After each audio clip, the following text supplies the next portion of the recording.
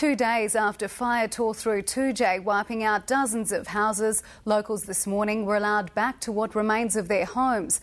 9 News reporter Tegan Sapwell is in Toodyay, where it's been a heartbreaking day for those who've lost everything. Ebony, an emotional day here in Toodyay as residents were allowed home for the first time since fire destroyed 38 houses. Today we followed local man Tom Carter as he laid eyes on his house for the first time. There's nothing there. It's gone.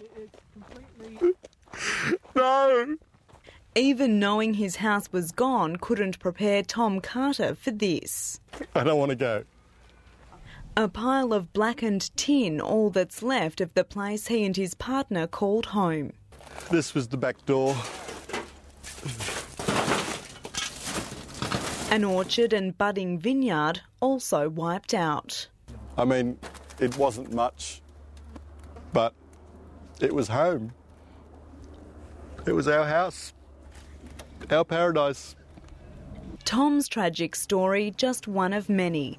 Down the road, Michael Gardner was asking the same question. It's a dream that we had, and we had a lot of pleasure out of it up here, and but it's a dream gone. The cottage he took 4 years to build, destroyed in seconds.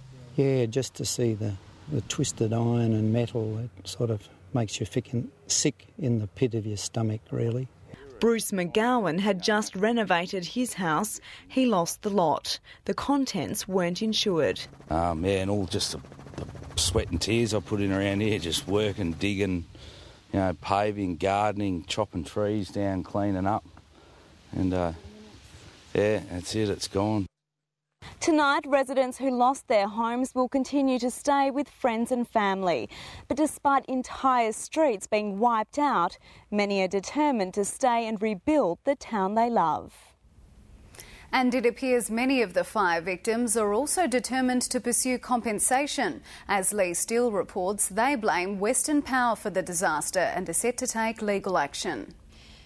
Ebony, the head of Western Power, has come to survey the damage today and meet with the residents who've lost everything. He wouldn't be drawn on how much this disaster will cost the corporation, but the damage bill is estimated to be up to $100 million. This is what's left of Michael Shepherd's $250,000 furniture business. I just look at this as being so unnecessary.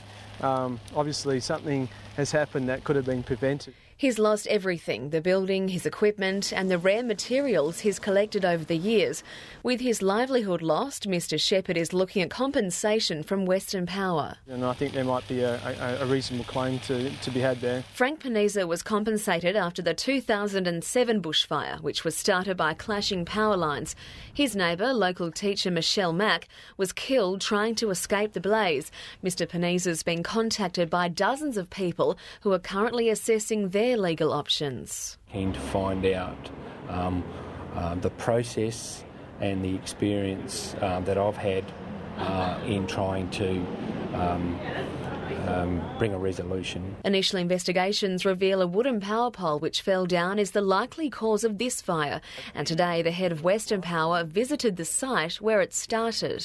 I am very sorry that it's occurred. I'm very sorry for the suffering that the people of Toodyay have been subjected to. Toodyay residents say they've been worried about substandard Western Power lines since the 2007 fire. If it determines that the criteria that we're using or the process needs to be further modified, that's one of the things that we take out of these kind of investigations, because the last thing we want is to see it repeated. The Toodyay bushfire is WA's worst in terms of property loss since the Dwellingup disaster almost 50 years ago, which destroyed 160 homes and other buildings. In Toodyay, Lee Steele, 9 News. And just a reminder of that appeal that's been launched for the victims of the Toodyay bushfire disaster. Donations can be made by logging onto the Bendigo Bank website or by visiting any of the bank's branches.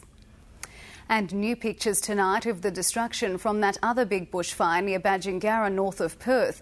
Damage is estimated in the millions of dollars, with sheds, livestock, farm machinery and fencing lost to the flames.